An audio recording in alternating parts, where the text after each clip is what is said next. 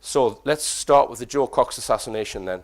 So this happened in June 2016. It was a week before the Brexit vote. Some people have linked it to that. Joe Cox had been an MP for just 1 year, MP in West Yorkshire, a place called Batley. And if you look at her life before she became an MP, she was rubbing shoulders with some big names.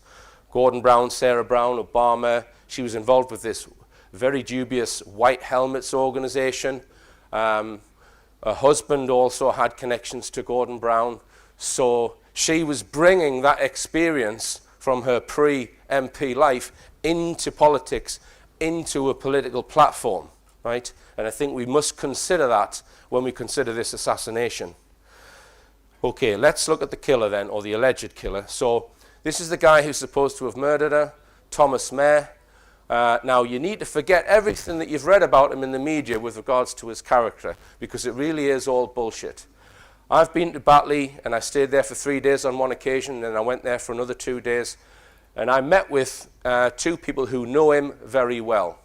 And they told me he had no interest in right-wing politics or politics at all even. He was not political. His interests were in cats. He was a cat lover. He would walk miles to go and get food for other people's cats, and he built shelters for other people's cats. He was also a very keen gardener, so he'd spend his spare time doing other people's gardens. He was not interested in politics or far-right extremism as the mainstream media have painted him. Here's a comment that he made in his local media a few years before the murder. He states, he's talking about combating depression and mental illness. I can honestly say it has done me more good than all the psychotherapy and medication in the world. Many people who suffer from mental illness are socially isolated and disconnected from society. Feelings of worthlessness are also common, mainly caused by long-term unemployment. All these problems are alleviated by doing voluntary work. Getting out of the house and meeting new people is a good thing, but more important in my view is doing physically demanding and useful labour. This is what his 2 brothers said after it happened. His half-brother told The Guardian that Mair volunteered at a special school several times a week and had never expressed racist or even strong political views. Another brother said, I am struggling to believe what has happened. My brother is not violent and is not all that political. I don't even know who he votes for. He has a history of mental illness, but he has had help. So if his own brothers don't even know what his politics are, then we can conclude that what the mainstream media have said about him is bollocks. Right, let's go through the official story, and then I'll come on to the anomalies so we can try and work out what actually happened. So this is the library in Birstall where Joe Cox was going to attend her surgery meeting, her constituency surgery. So she arrives in a car up this street. This is Market Street. And she parks about there outside the library. She's with 2 other women in the car, her assistants. The 3 of them get out the car, and as Joe Cox gets out and starts to walk onto the pavement, a man wearing a baseball cap comes from the north end of Market Street down, and then he shoots her in the head. She falls to the ground in between 2 parked cars. So she falls in front of her own car and behind a maroon-coloured car. He then stabs her several times, and then he reloads his gun and shoots her again. During that period, someone tries to defend Joe Cox, an elderly gentleman. He gets stabbed. The perpetrator then is alleged he must have crossed the road at some point because the CCTV shows him fleeing south down Market Street, and he's alleged to have gone down this street, which is Union Street, up Huddersfield Road, up Brookroyd Lane, and then he's disappeared into a council estate. And he's not arrested until he's a further mile away, right? And they don't have visibility of him during that mile, right? We need to stress that. But I'll come on to his journey after he's committed the alleged offence in a moment. So that's what's supposed to have happened. Now, some people have asked the question, was Joe Cox even murdered?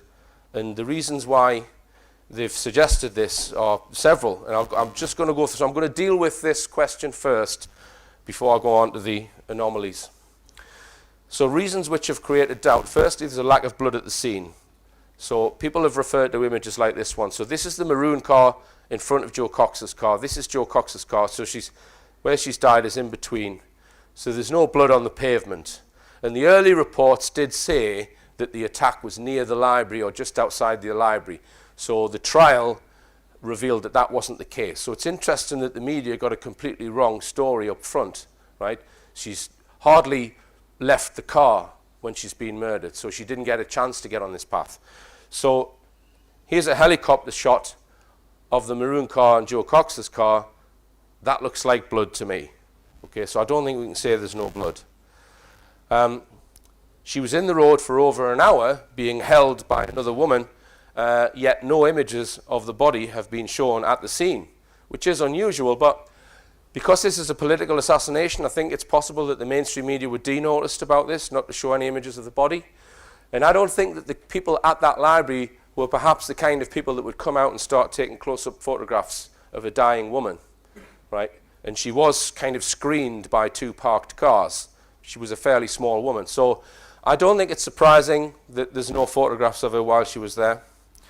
The jury were not shown any images of her body. Apparently they were shown a computer picture, computer-generated image showing the points on her body where the injury were, which is very unusual. And I have sympathy with those who were saying, well, there's no body, there can't be a murder, right? But I think we also need to consider that maybe they're doing this in order to try and promote a false conspiracy. Lack of grief of the family. I commented on this at the time. Now, Jo Cox had worked all over the world, and she was very ambitious. She was a Cambridge graduate, and her sister was actually quoted as saying that Jo Cox had suffered from loneliness. So I think that Jo Cox, due to her sort of determined lifestyle, that she was such a career woman, that she may have been a little bit disconnected from her close family. So that might explain the lack of grief. Nick Colostrom has pointed out that he thinks the death certificate is fake. It might be, but at the end of the day, it's just a piece of paper. It's not evidence from the scene. It may be being used to create a false conspiracy. Now let's look at evidence which suggests that she was murdered.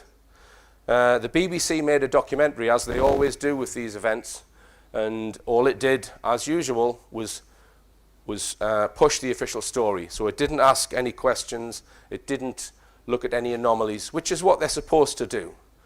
Now, in this documentary, there were 3 witnesses who witnessed the actual murder, or claim to have witnessed the murder. There were the 2 women in the car with Jo Cox, and a guy, David Honeybell, who was in the library. And he witnessed it, and he explains how he saw the gunman take a step back, reload his gun, and shoot her in the midriff. Now, if you watch these testimonies, they seem genuine to me. If they're all fabricating, then they've been to some damn good acting classes, right? I'm inclined to believe their testimonies. Now, we've also got the fact that there were multiple witnesses in addition to those 3 witnesses in court. So at least half a dozen who backed up their account. And I'm going to quote from Nick Colostrom here. I know he's in the audience. This comes from Nick, because Nick Colostrom was at the trial. He states, "We get a whole string of witnesses testifying to Jo Cox getting out of a car, being shot and stabbed in between 2 cars, so she falls onto the pavement, then rolls into the gutter of the road." So although I know that Nick is skeptical over whether there was a death, his statement there, I think, supports the fact there was a death. There's also CCTV on Market Street of whatever did happen. Okay, it's shot at a distance. I think a lot of people have missed this. I'm just going to go through it. So this post here is a CCTV camera post, and it's looking up Market Street. The clip I'm going to show you is the car arriving up Market Street, right? So, as usual, the police have shown a little bit and then left out the most important bit when they've released it. So we see here the time is 12:51. 12:51, her car arrives. It's then cut, and then a couple of minutes later, well, just under 3 minutes later, this is meant to be the perpetrator walking away after he's killed her outside the library. So I'll just play it a little bit. So he's wearing a white baseball cap, and he's carrying a black holdall, supposedly with the gun in it, right? Now, one thing I didn't realize straight away is that you can actually see Jo Cox's car in this clip. That's it there. And in front of it is the maroon car. So we can zoom in on there and replay this video. Let me just play it again. So he's the perpetrator. So that's her car there. And you can see there's something going on in between the 2 cars. So I'm going to zoom in on that area and play it. Now you see the perpetrator alleged perpetrator. This is him here. So he actually turns around and looks at the car, and there's somebody in white or in light clothing. That's Cox's car, the car in front here. And you see commotion going on. So the perpetrator turns around and looks. Something's going on the ground. There's people gathered here. This car comes past, then someone runs across the road. There's someone hanging around here as well. I think that might be Darren Playford. I'm not sure, though. I'll come on to him. Someone runs across the road, and then someone runs up towards the library. So something's going on there. There's some real commotion going on at the place where they've said she's murdered. So I'm inclined to believe that she was murdered based on that evidence, although I do have some sympathy with those who were questioning it. So we come on to the question, was Thomas Mayer the actual killer? Please note, Thomas Mayer was not identified at the murder scene. So out of all those witnesses, nobody knew him. All they knew was a man with a baseball cap with a goatee beard. Note also that none of the CCTV images demonstrate that the man is Thomas Mayer. The two people I've met who know him well, by the way, so speak to him on a regular basis close up. I've showed them all of the images, the CCTV that the police have released, and they say that some of the CCTV is definitely not him. That's the CCTV in W.H. Smith's.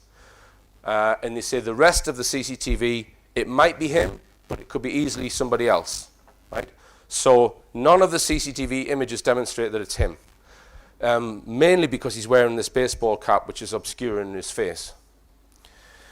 Now at the trial, when the trial finished, I communicated with Nick Colostrom, and he was expressing doubt over whether the killer or whether the man in the dock was the real Thomas Mayer. Sounds quite profound, but apparently he just kept his head down, and he doesn't speak throughout the entire trial apart from once to confirm his name.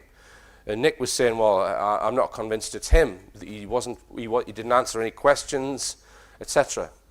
Now, when I got to Birstall, this is the thing I wanted to resolve first off, the identity of the alleged killer. So I got all of these. These are all photographs of the real Thomas Mayer taken at different points in his life. So you'll see he's got quite a prominent mole on his right cheek. You see it in some of these images. He's got fairly prominent front teeth. So I showed these images to these two friends of his, and I also showed some of the official images from the trial. Now, after the trial, mainstream media, they put out this very close-up image of Thomas Mayer, which I thought was a bit odd. They wouldn't normally do that. And I was saying, well, is this a need to persuade? Do they need to persuade people that this was the killer?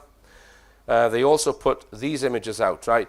So when I met these two people who know him, I showed them this image, and they both said, yep, that is Tommy Mayer. I then showed them these two images, and they said, yes, that is Tommy Mayer.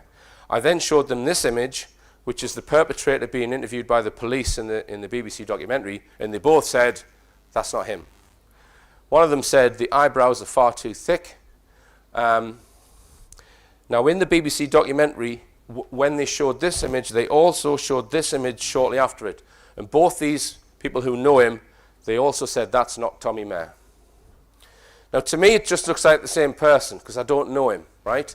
It looks similar enough to be the same person. But this is two people who know him very well as saying that that wasn't Tommy Mayer and that wasn't Tommy Mayer. So here's a close-up from that police interview, and I can't make out the mole on his right cheek in the interview. I'm going to show you a clip from it now. You're here for two very serious offences. Murder and attempted murder.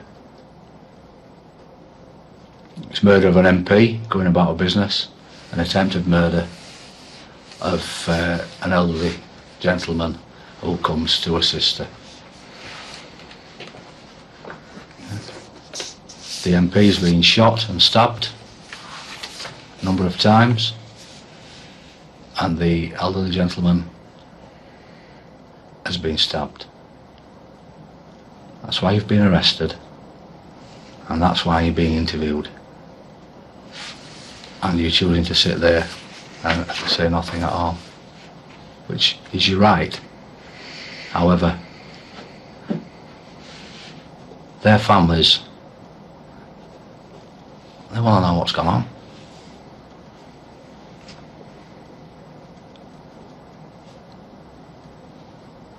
Are you prepared to give them anything as to why. That's what we're thinking, why?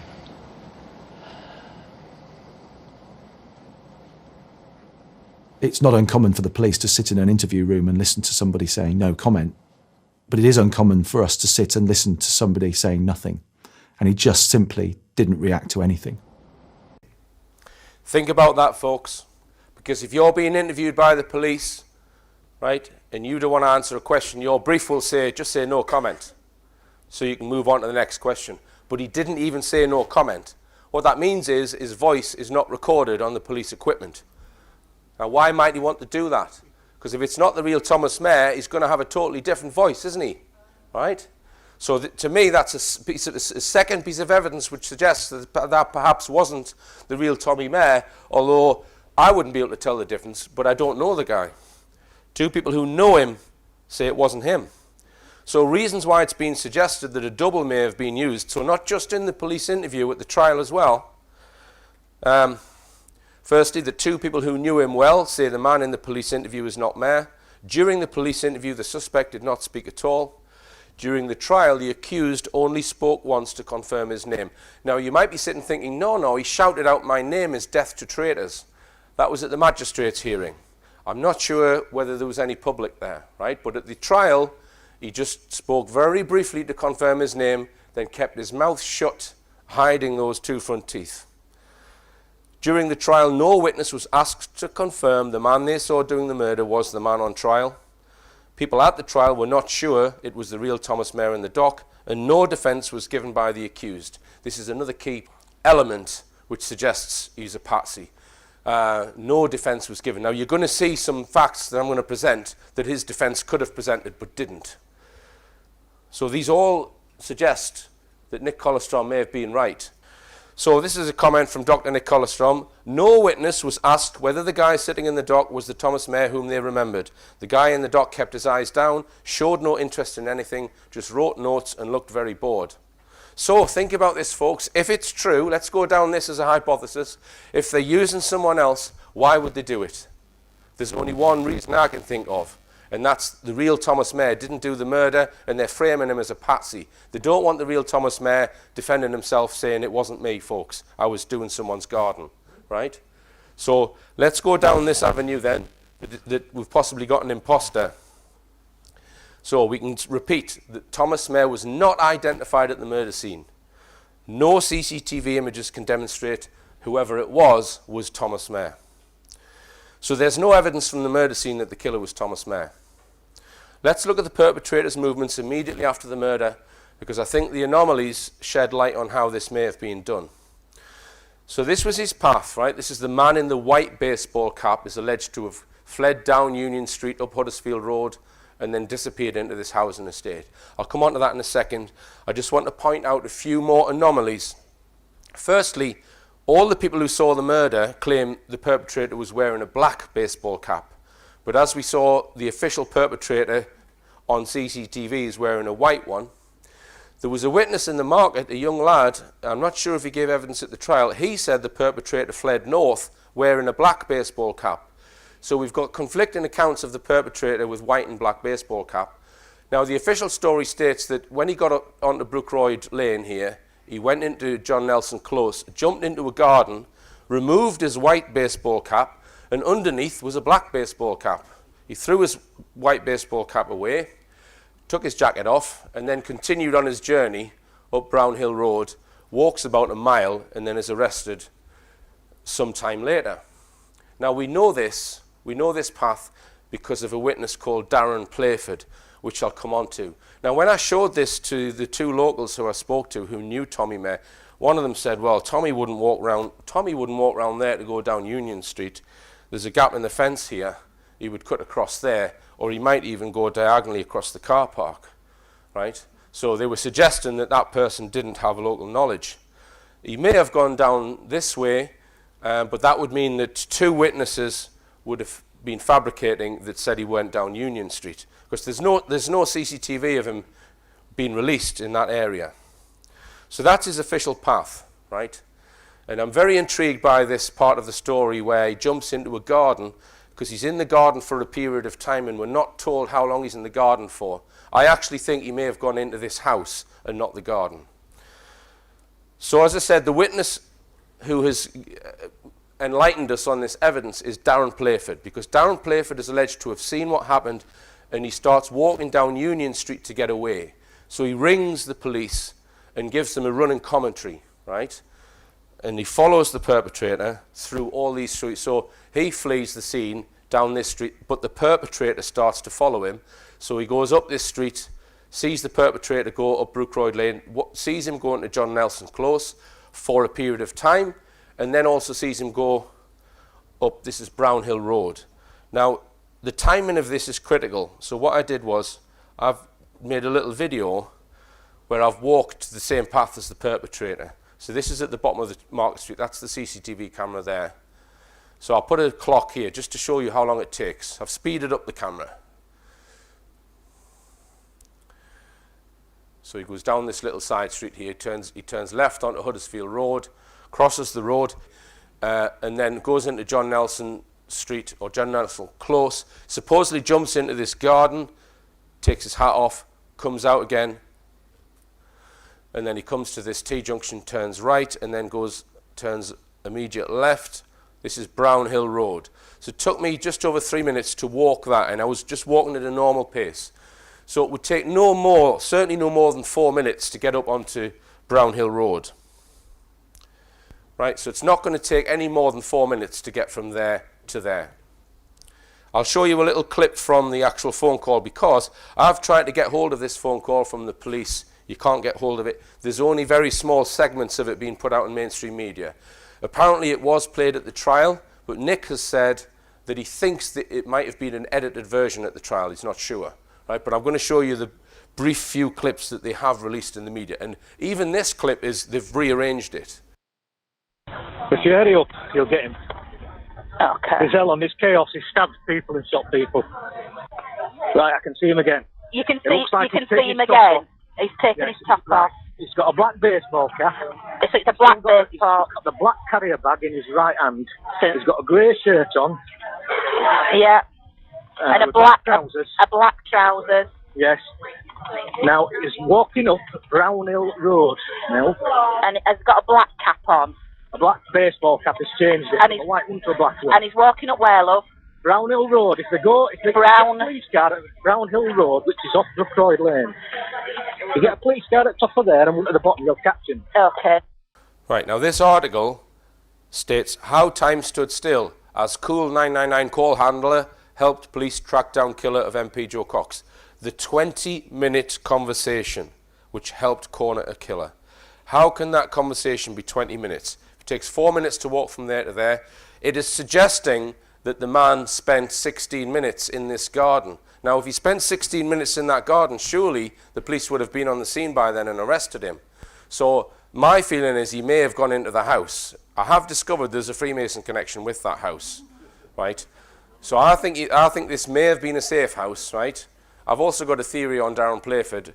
It's just a theory. I don't know this is a fact, but maybe he was some sort of controlled witness. So I felt it very important to speak to Darren Playford. So I found out where he lived. I then went to knock on his door. Stepson answers the door. He's not here. He's at work. So I then telephoned him. His van was actually parked on Market Street, right? So when I was at his house, he's got the phone number of his plumbing business on his van. So I rang him up. I said, I'm researching the Joe Cox case. Would you speak to me? All I want to know is what happened. What did you actually see? What really happened? Because he wasn't cross-examined in court because there was no defense put. They just played his phone call. And he said, no, I don't want to talk about it. Right, so he declined. So I waited a few weeks and then I wrote him a letter.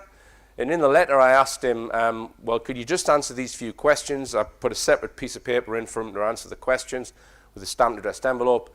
And I asked him, well, can you recall how long the phone call was? I mean, if it's still on his phone, he would still have it there. Can you recall how long the guy was in John Nelson Close? Critical piece of information. And also, what colour was the cap when you saw the guy doing the murder? So the day he got that letter from me, I get a visit from the police. This is my CCTV camera at my house, the copper, and I had to sign this piece of paper saying that I acknowledged that he's put a complaint in against me for harassment. And all I had done is phoned him once and wrote him a letter, right? And he's gone to the police, and I was warned by this copper, do not go and speak to him, otherwise you'll be in deep trouble, right? So, my opinion, that's an overreaction, right? So, suggests I've hit a nerve asking questions about the timing of this. How long was he in the garden? Now, let's look at where the alleged perpetrator went after Brownhill Road. See, there's no way it can be 20 minutes because when the perpetrator is arrested, it's about a mile away, and it only takes 17 minutes to walk from there to the point where he's arrested. And Playford was not at that point. So it suggests that there's time passed in this journey, probably either at the house or in the garden. So the time to walk to the arrest scene, this is where he's arrested in this cul-de-sac here. It's called Ryesdale Avenue. So he's walked up Brownhill Road, along these roads in this housing estate, onto the main road, and he's just walked off the main road into a dead end here and been arrested. I'll come on to the arrest in a second. So it takes 17 minutes to walk from there to there. He left the murder scene at 12:53, as we saw on the CCTV. He was arrested at 13:35, so that's 42 minutes, right? It does not take 42 minutes to walk that distance. So this is lending weight to him being in John Nelson Close for quite a long period, maybe even longer than 16 minutes, perhaps 20 minutes at this point. Now, there is another piece of evidence on this corner. There's a CCTV camera from a domestic property. I'll just show you it. And he is seen walking past, right? And he actually walks around this corner. Now, there's no timestamp on that, so you can't tell where it's placed. I've shown this moving sequence, this CCTV sequence, to the two witnesses who know him, and they both said it could be him, but it could easily be somebody else. There's not enough detail there to identify him. And the house that this CCTV camera is at is the house of Paul Playford, who is Darren Playford's brother. So it's the brother of the man who complained against me for harassment. But it's probably just a coincidence. Right, so he then walks into Ryesdale Avenue. This is a cul-de-sac here. He walks in, and there's a cop car following him. The two police get out about here. They shout at him, he turns around, opens his arms out, and then they run at him and they rugby tackle him to the ground and they smash his head off the floor. And they then go back to the car and get first aid. They start bandaging him up. And then at that point, there's 3 armed response vehicles arrive with guys with guns and a couple of unmarked police cars as well. Now, this is filmed by someone who lives in this house here. And the guy who filmed it, I have interviewed him, and I have also interviewed his wife. They saw whoever it was with the grey shirt on walking into their street, and the wife commented to her husband, he's sitting watching the football. She said, oh, I've never seen him before, because it's cul-de-sac, you see. She didn't understand why someone she didn't recognise was walking it. And then she says, oh, there's a police car following him.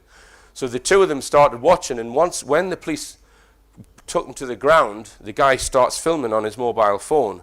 Now, ITV bought the rights to that for £1,000 off them, and then it appeared on the 6 o'clock news, but they didn't show all of it. So I know what happened because I've interviewed this couple, and by the way, this couple did not give evidence at the trial. His defence team should have been all over this couple, right, who saw the arrest. Now, and I do suspect this is the real Tommy Mayer who was arrested. His mother is alleged to have seen this and commented that it was him. There's another reason why I think it was him, which I'll come on to in a second, right? So this is the police car that arrived first. There's a couple of unmarked cars coming in as well. Now, you would imagine that if this guy is the perpetrator who's just killed Joe Cox, that he would have the gun on him and the weapons on him. There would be forensic evidence to say he was the killer. At the trial, both the arresting officers testified that the man did not have a knife in his possession. One of them testified that he did not touch the firearm in the bag, but just felt it was there. So neither of these officers have seen a gun or seen a knife. The two witnesses who I've interviewed who watched them arresting him also say there were no guns or knives, or they didn't see any guns or knives. And the witness who filmed the arrest videos told me that he did not see knives or weapons, and the police put a tent over the bag. So the bag was there in the road. Sometime later, another unit came and they put a little tent over the bag. So this comes from Dr. Nick Collestrom's trial report. He says, a senior crime scene investigator arrived at the scene at 14:50. That's an hour and a quarter after the arrest. As he could not be present at the trial, his testimony was read out, together with videos shown. He saw a black baseball cap on the ground, plus a knife sheath and a dagger. In addition, there was a long gold-type object, which when unscrewed contained a knife. We were shown pictures. He found a black wallet on the ground with cards and cash. We were shown the name of Thomas Mayer on his library card. A Tesco's carrier bag was there, containing a pro-Brexit leaflet. We were shown 2 sets of keys also on the pavement next to the coins. The investigator took 118 photographs. The gun was partially visible, peeping out of the bag. So Nick then adds, at this point, I suggest the judge should have dismissed the case. The 2 police who arrested him clearly testified that Thomas Mayer had no knife. Then an hour later, a dagger appears on the scene of arrest. In fact, 2 of them, together with an absurdly large list of other clues. So we can say there is no evidence from the arrest that the man arrested was the killer, and we can say there is no evidence that the man arrested was the man on Market Street. Okay, now let's look at this arrest video then, because there's something very intriguing that I want to show you. So there's just the one cop car there at the moment. As I say, they've rugby tackled him to the ground and they're bandaging him up now. This is the car that they've jumped out of. I'll come on to the actual arrest sequence in a second. So the other vehicles start arriving, and one of the armed response guys, he actually came, and this is the bit I think they've cut out, he came up to the guy who was filming this with his mobile phone and told him to switch his phone off 3 times, and he's got a big gun, and the guy, to his credit, he said, no, I've got a right to film this. So someone gets out of this unmarked police car, and note he gets out the passenger side, right? He's the only person in civvy clothes. Here he is here. He's got out the passenger side of an unmarked car. So in other words, he's been chauffeured, right, to this scene for some reason, presumably by someone. Look at his hairline. So is this the man? Is this the impersonator? And have they brought him to the arrest scene in order to possibly switch him? Now, I showed this at Liverpool, and there was a guy who knows all about armed response policies and stuff, and he said, well, they're not behaving how they should. He reckoned that the 2 unarmed officers should have been moved away from the perpetrator, and the armed officers should have taken control. I don't know if that's true. But it's possible that these officers just think that they're taking part in an exercise, I would suggest, and that they've then been told to sign official secrets or whatever. You know, it's not the case necessarily that they all know what's going on. Now, since this lecture, I have been contacted by a police authorised firearms officer who served in firearms for 13 years. This is an extract from what he said. The clip involving the arrest of Thomas Mayer had me quite astonished, as it did not follow any firearms training that I am or have ever been aware of. In fact, it was like a training example of what not to do in that situation. The video clip clearly indicates that the suspect prior to arrest was potentially armed, and to make things more complicated, he did not have a firearm in plain sight. The weapon at the point of arrest had clearly not been identified or located. In addition to this, one must not, as an authorised firearms officer, assume a suspect has only one weapon on their person and deal with the suspect as a serious armed threat until thoroughly searched. The search should be carried out by armed officers only while the suspect is at gunpoint with at least one other armed officer. No unarmed officer should be anywhere near this situation, with their only role being to create a sterile area for armed officers to work within, keeping members of the public away from the scene. So who is that guy in the video, and why is he being chauffeured to the arrest location? Now, another fact which sheds light on the perpetrator being a patsy is that the police knew his name. They called out his name. When they got out of the car, they shouted the name of Tommy Mayer, and this has been redacted from the trial, right? How do I know this? Because I've interviewed the couple who saw him being arrested.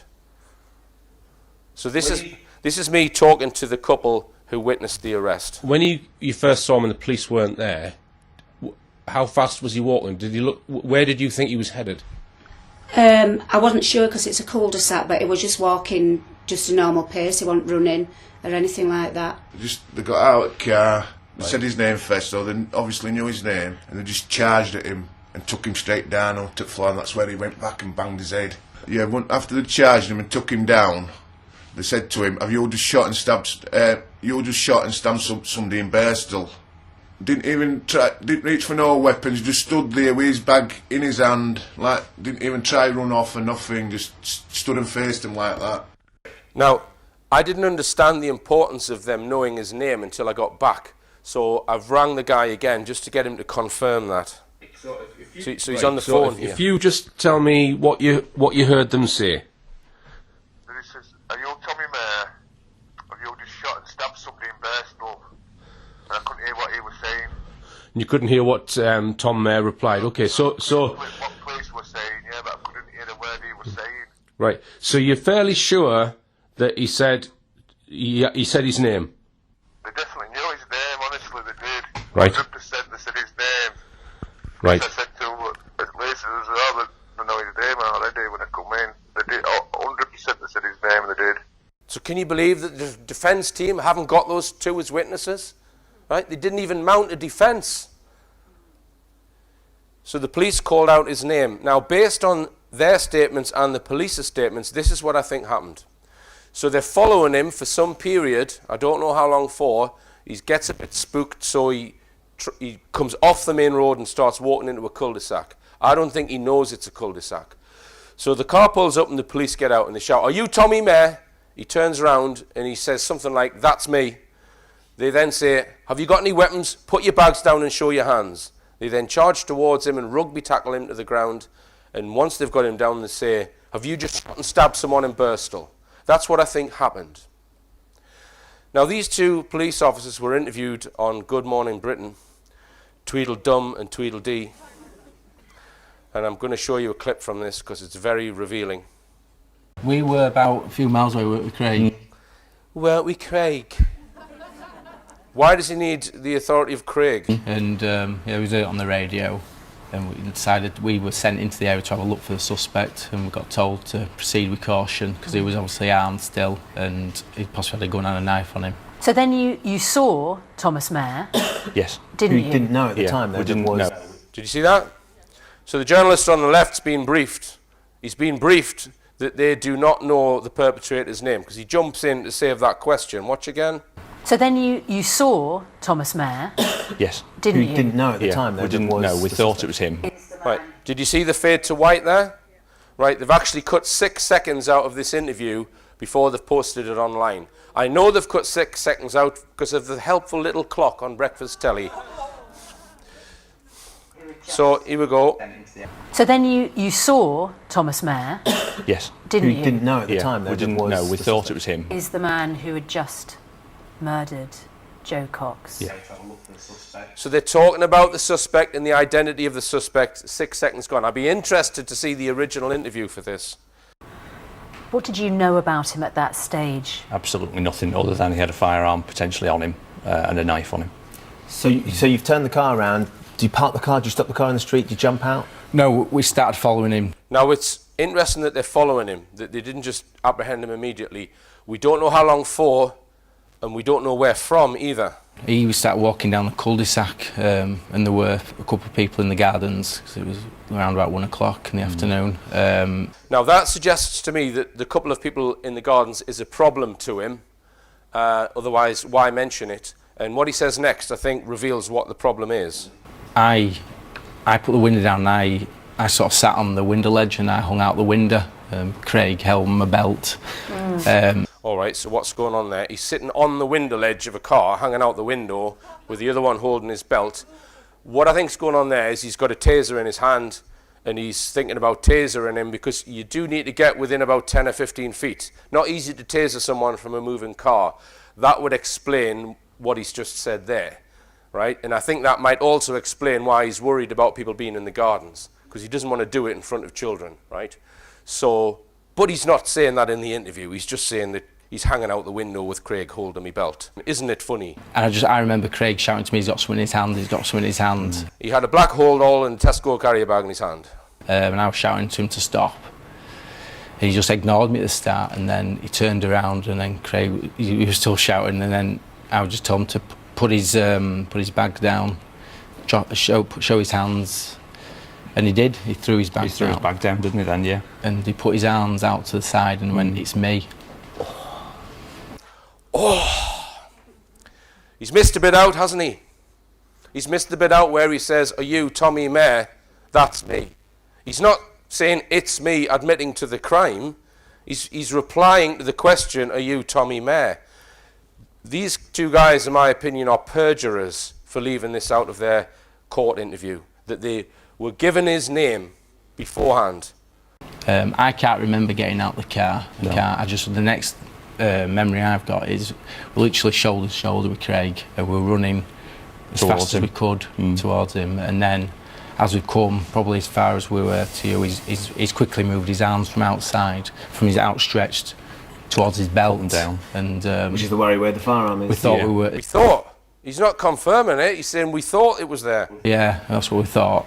What did you do? We rugby tackled him to the ground and got hold of his hands as quick as we could, and then you put some handcuffs on him. So, in my opinion, they've just rugby tackled an unarmed 53-year-old to the ground and smashed his head open, and then been given a bravery award for it. So how might it have been done? So based on my investigation, where I am at this point in time, this is what I think happened. It might change if new evidence comes along. So they've selected their Patsy Thomas Mayer weeks or even months before, and they've observed his behaviour patterns. They've predicted where he's going to be on a specific day or time and observe him on that day. They ensure that Joe Cox, the target, is brought near to that point at a particular time.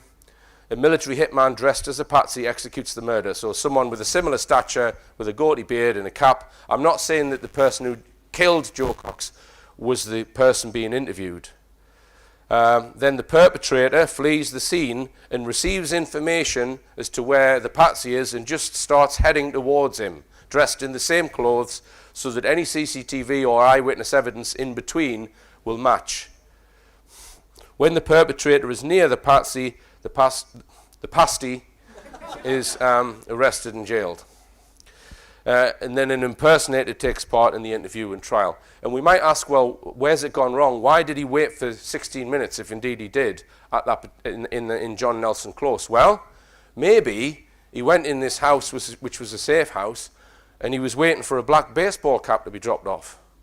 Because I think it's possible that the real Thomas Mayer, when he went home, because he did go home, he changed his cap from a black one to a white one. So their operative had the wrong cap on. So maybe he had to wait until they got a cap to that house.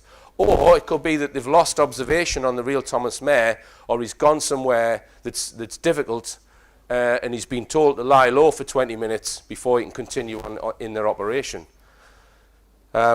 So ensure that the target, Joe Cox, is brought to a particular point, i.e. the library, at a particular time. Now the person who brought Joe Cox to the library was Fazila Aswat. So was she involved, even unwittingly perhaps? Now she does seem very concerned with timing if you watch the BBC documentary. Just listen to what she says. She was supposed to hit back into the office for 12 o'clock.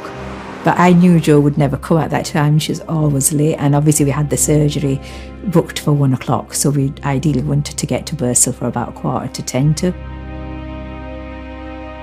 She came into the office at 12, I think about 35. Said, "We don't have time for you to get a sandwich, but I've got a pasta bake for you in the fridge. Heat it up in the microwave and you can have it on the way." You're not having a fucking sandwich, you're having a pasta bake. How long does it take to eat a sandwich? So she's very concerned. Is it just to get her there to the surgery for those really important constituents? or is there another reason? Now, in Brendan Cox's book, he talks about changes in security measures which happened just before the murder. Just listen to this. So he's talking about when Jo is dying in the road and Fazila is holding Jo in her arms as she's dying. Then suddenly Fazilla remembered that she and Joe had met the Chief Inspector of the West Yorkshire Police 3 weeks before. He had given both Fazilla and Joe his number and said, if you have any security issues, ring me straight away. She can't remember how she managed it, but still holding Joe, Fazilla rang the Chief Inspector. Now think about that. You've got a dying woman in your arms. Are you going to get your phone out and get the contacts out for this Chief Inspector, or are you going to ring 999 and get an ambulance? He might be on the golf course, right? And who is he? Is he part of the operation? And was he phoned in order to inform him that it had happened? So there's a lot of other details that need to be exposed in relation to this case. I mentioned the CCTV evidence. It's actually not that important because it doesn't identify Mayor. Nick Wallen, who was the detective in charge of the investigation, you Google his name, you'll find people saying that he's a corrupt officer. Brendan Cox, hope not hate. Nick Collerstrom will tell us about that. Mayor's legal team, etc., etc. So it's there waiting to be exposed, this case. So the motive for the Joe Cox murder, I don't think it's linked to Brexit. I know a lot of people do, and people have said, oh, he shouted out, what was it, Britain first. Well, he may or may not have. If he was an operative, right, whatever he's shouting out, you've got to consider that that's just putting a false motive in people's minds. So to me, it's irrelevant what he shouted out, right? If you look at Joe Cox's past and her connections, I think the motive lies there. It's interesting that the Clement Freud revelations came out the day before this murder, and Matthew Freud was involved in organising the Brendan Cox speech that he did in Trafalgar Square. So there may be a link to that. She's linked to Gordon Brown. Gordon Brown and Clement Freud were both involved with Madeleine McCann, were they not? Right? So we need to think a bit broader than just Brexit with this, right? I'm not even convinced that it did affect the Brexit outcome. Well, not outcome, but you know, the swingometer. We've only got the companies who do those polls to rely on for that. It wouldn't change my vote.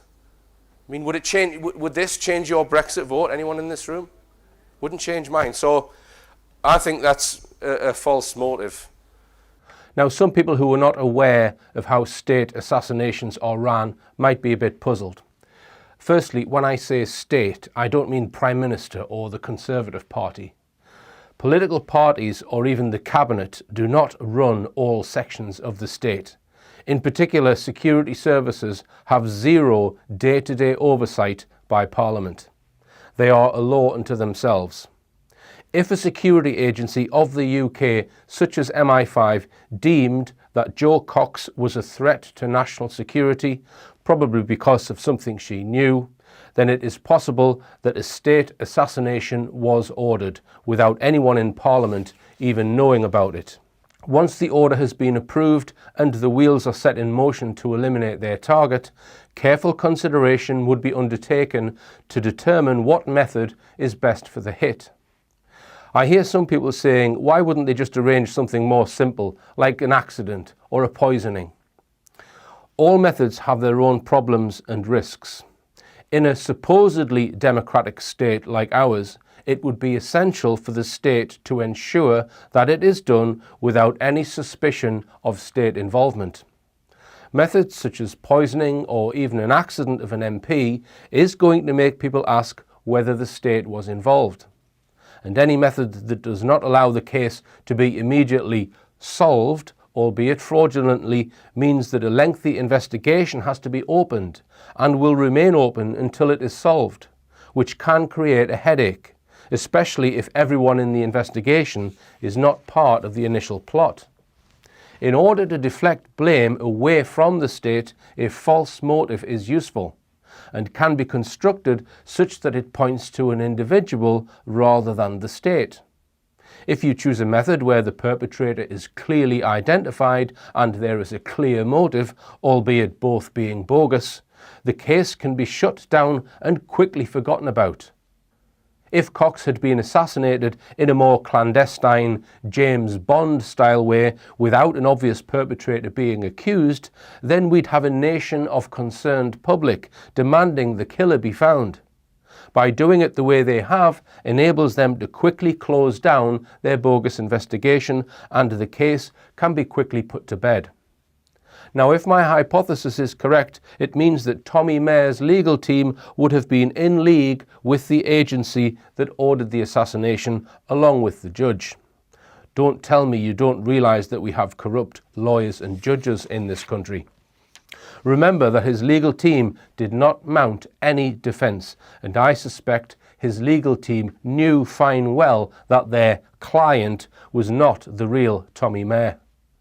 Bear in mind also that once approval is given by, let's say, MI5 for this assassination on grounds of national security, in their eyes it then becomes perfectly legal to kill her and frame someone else for the murder. I suspect that at least 2 senior police officers were fully aware of the scope of this plot, but have carried it out in such a way that as few officers as possible beneath them know how it was done. It is likely, in my opinion, that the senior investigating officer was working for the team running the assassination. I just want to expand on the debate about a possible motive. If some group wanted Jo Cox killed, it would be most likely because of information that she knew about. If you are going to manufacture a motive, then you need to create one that people will believe. She was very pro-immigration and supported people from other countries who wanted to settle in the UK. So the most obvious enemy to her would be a far-right extremist who was against immigration. This is the narrative the mainstream media sold us, which was a completely false narrative and a completely false motive. Consider the fact that the perpetrator is alleged to have shouted out "Britain first" before pulling the trigger. There is some controversy over whether this was shouted out, but I would like to point out 2 things here. First, if it was shouted out, it was not shouted out by Tommy Mair, but by an operative whose role was to dispatch of Jo Cox. Therefore, whatever was shouted out would have been done to plant a false motive in the public mindset. It would have been done to get people to buy into the false premise that this murder was about an argument over immigration.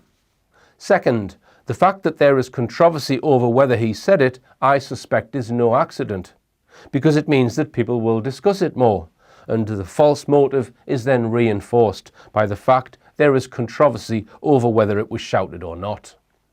This argument is totally irrelevant in trying to establish the real motive. I strongly suspect that the motive was to do with what Jo Cox knew, which the state could not risk being publicly known about. Did she know something about Gordon Brown or Clement Freud? It is alleged that Tommy Mair was getting far-right literature that somebody had been subscribing him to, then it being sent to his house.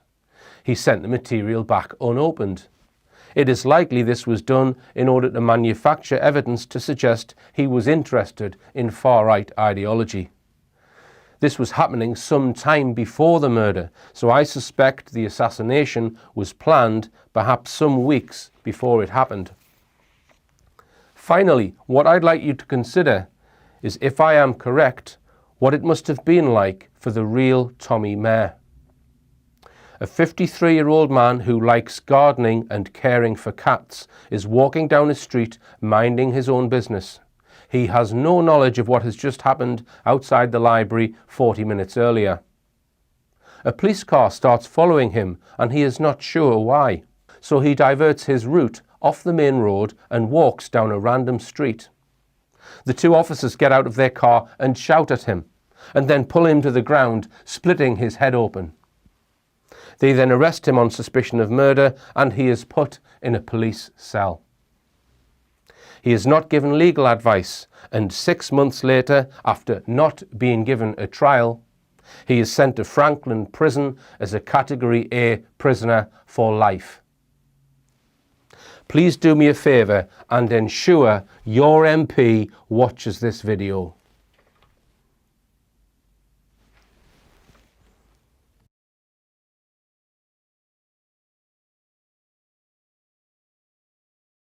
Order.